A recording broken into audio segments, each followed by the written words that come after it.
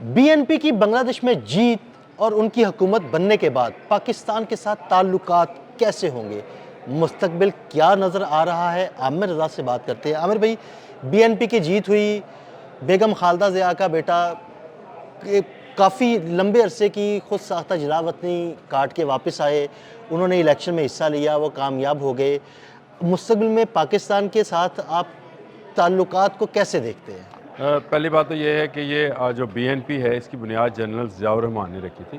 جو کہ پاکستان آرمی کے ہی آفیسر تھے۔ جب یہ دونوں ملک اکٹھے تھے تو وہ پاکستان آرمی کے آفیسر تھے، لیکن جب یہ ملک الگ ہوا وہ ایک سازش تھی لمبی، کیا ہوا کیا نہیں ہوا اس سے قطع نظر جب شیخ مجیب الرحمان کی گورنمنٹ آئی اور انہوں نے جو ہے جنرل ضیاء الرحمان کو جو ہے وہ فوج سے نکالا، تو انہوں نے اپنی پارٹی بنگلہ دیش نیشنل پارٹی کی بنیاد رکھی اور اس کے بعد ان کو اللہ پاک نے اقتدار بھی دے دیا۔ اقتدار میں جب وہ آئے تو اس وقت پاکستان میں بھی آرمی رجیم ہی تھی، جو کہ ضیاء الحق کی رجیم تھی، اور اس دوران ان کے آپس میں تعلقات بہت اچھے بنے۔ یعنی وہ دو پاکستان تھے جو کہ مشرقی اور مغربی تقسیم کے اندر تھے، انہوں نے خود کو یہ فیل کیا کہ وہ ایزی ہیں، یعنی وہ ایک دوسرے سے بات کرنے میں یہ بات بھارت کو ہمیشہ کھٹکتی رہی، اور انہوں نے کیا کیا، انہوں نے جلا وطن شیخ حسینہ واجد کو جو ہے جنرل کے مقابلے میں جنرل ضیاء الرحمان جو کہ ریٹائرڈ جنرل کہنا چاہیے، ان کے جواب میں اس کی پارٹی کو مضبوط کرنا شروع کیا، اور ایک وقت وہ آیا کہ جنرل ضیاء الرحمان کی آنکھ بند ہونے کے بعد جب ان کی بیگم جو تھی، جن کی آپ نے پہلے مجھ سے ذکر کر رہے تھے، بیگم خالدہ ضیاء، ان کے اقتدار میں اس کو عروج دلوایا، اور اس طرح حسینہ واجد جو ہے وہ 2013 میں بنگلہ دیش میں آئی، اور اس کے بعد ایک طویل جد و جہد ہے خالدہ ضیاء کی اور ان کے اس بیٹے کی طارق الرحمان، جن کا نام ہے، جن کا ابھی آپ نے ذکر کیا کہ بی این پی یعنی بنگلہ دیش نیشنل پارٹی نے سیٹیں حاصل کی کتنی، 300 میں سے 212 ابھی تک کی جو رزلٹس ہیں۔ سادہ نہیں ہے، یہ 2/3 میجورٹی ہے۔ یہ سادہ اکثریت سے مراد ہے کہ اب گورنمنٹ بن گئی اور وزیر اعظم طارق الرحمان آ گئے، 2/3 میجورٹی، اور جو اپوزیشن ہے وہ بھی کن جماعتوں پر مبنی ہے، اس میں جماعت اسلامی سب سے بڑی سٹیک ہولڈر ہوگی، جس کے پاس تقریباً 77 سیٹس ہیں۔ اس کے ساتھ ساتھ جو بالکل ایک نئی پارٹی جو کہ اس انقلاب میں، جو کہ شیخ حسینہ واجد کے کو نکالنے میں جس نے بہت اہم کردار ادا کیا، وہ نیشنل سٹیزن پارٹی ہے، جن کے طلبہ نے یہ سارا کیا تھا۔ 4 سیٹیں انہوں نے حاصل کی، لیکن وہ 4 سیٹیں میں یہ سمجھتا ہوں کہ گو کہ یہ کم نظر آتی ہیں ہمیں، 300 کے مقابلے میں 300 سیٹیں تھیں تو 4 لی ہیں۔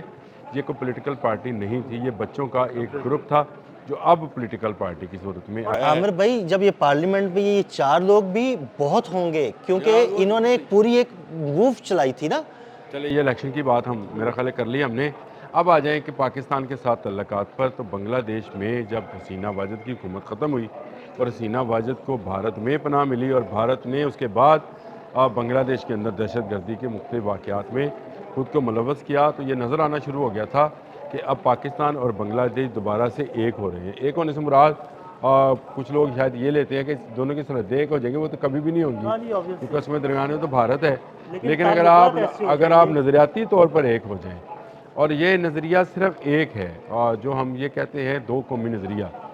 اگر آپ اس 2 قومی نظریہ کو تسلیم کر لیں، مثلا دنیا کا کوئی ملک بھی یہ تسلیم کر لے کہ مسلمان اور ہندو قومیتیں الگ الگ ہیں، تو وہ 2 قومی نظریہ ہماری نظر میں۔ بالکل یا میں اس میں کوئی کرسچنز، کوئی جوش، کوئی اور کسی کو شامل نہیں کر رہا۔ ہماری نظر میں 2 قومی نظریہ کیا ہے کہ ہندو اور مسلم جو ہیں یہ اکٹھے نہیں رہ سکتے، اور اسی کی بنیاد پر ہم نے الگ ملک بنائے تھے۔ بنگلہ دیش ہم سے بہت دور تھا، اور اس زمانے میں کمیونیکیشن کا لیول بھی وہ نہیں تھا جو آج ہے، تو لوگوں کو شاید اب آج سمجھ نہیں آتی ہے کہ اس وقت کیا ہو رہا ہوگا جب وہاں سازش کی جا رہی تھی، ہندو ٹیچرز کے ذریعے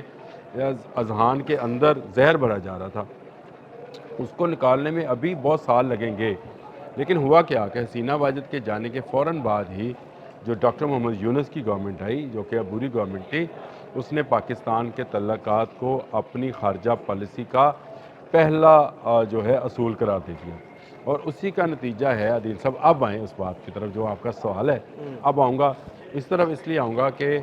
اب پاکستان اور بنگلہ دیش کا دفاع ایک ہونے جا رہا ہے۔ آپ کو یاد ہے ہم نے ایک ولاگ کیا تھا کہ بنگلہ دیشی آرمی چیف جو ہیں انہوں نے پاکستان کا دورہ کیا تھا اور انہوں نے یہاں پر نہ صرف وزیر اعظم شہباز شریف سے بلکہ فیلڈ مارشل سے بھی ملاقات کی تھی، اور اس کے نتیجے میں یہ باتیں اور یہ خبریں باہر آنا شروع ہوئیں۔ میں نے کچھ بنگالی اخبارات کا بھی حوالہ دیا تھا اس دور میں، کہ وہ کہہ رہے ہیں کہ ہم JF-17 تھنڈر بلاک 3 لینے جا رہے ہیں، اور پھر وہ جو چکن نیک جو کہ آپ ہی نے مجھے سکھائی تھی کہ چکن نیک کیا ہے اور 7 اسٹیٹس کیا ہیں اور اس کا راستہ کیسے کاٹا جاتا ہے، اور وہ دوسری جنگ عظیم کی ایئر اسٹرپ جو کہ جس پر اس وقت چائنیز کام کر رہے ہیں، وہاں پر کون کون سے جہاز جو ہیں J-10C اور JF-17 تھنڈر بلاک 3 وہ کھڑے ہوں گے۔ تو یہ ایک ایسی چیز ہے جو کہ بھارت کے لیے بڑی، میں سمجھتا ہوں کہ ایک بھیانک ڈرونا خواب ہے کہ اس کی مشرقی یا جنوبی سرحد اور مغربی سرحد جو کہ پاکستان ہے، وہ جو ہیں وہ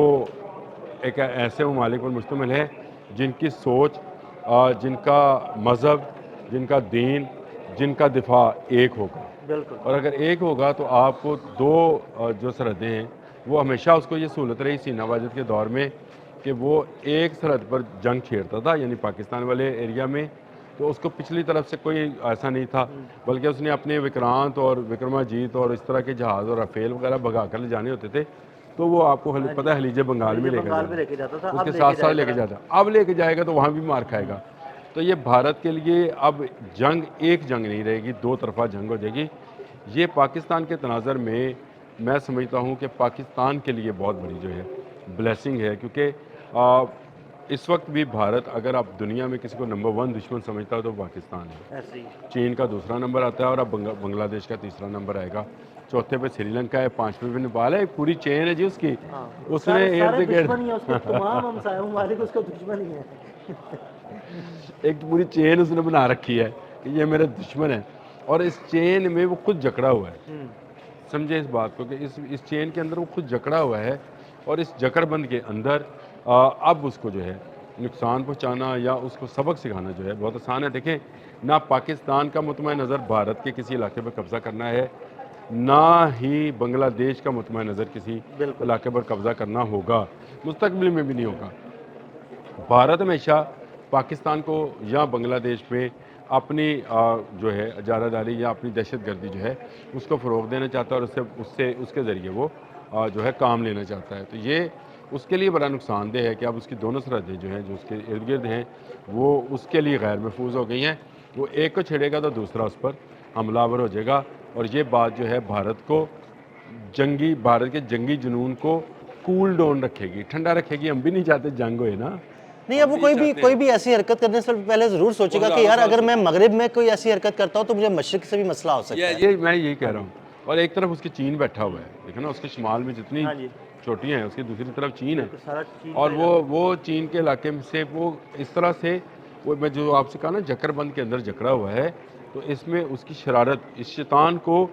روکنے کے لیے جکر بند ہی بڑا ضروری تھا، اور یہ اب رکے گا، اور یہ طارق الرحمان کا آنا پاکستان کے لیے بلیسنگ ہے، پاکستان کے تاجروں کے لیے بنگلہ دیش اور بنگلہ دیش کے تاجروں کے لیے پاکستان کی سرزمین حاضر ہے، اور یہ کاروبار کریں، بھائی ہیں، برسوں کے بعد ملے ہیں، تقریباً 54-55 سال کے بعد ان بھائیوں کی آپس میں صلح ہوئی ہے، ملاقات ہوئی ہے، اور یہ ملاقات جو ہے میرا خیال ہے آنے والے وقت میں ایک بڑے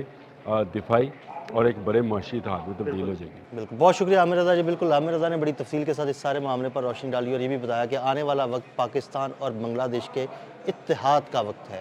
عدیل احمد اور عامر رضا کو اجازت دیجیے گا، اللہ حافظ۔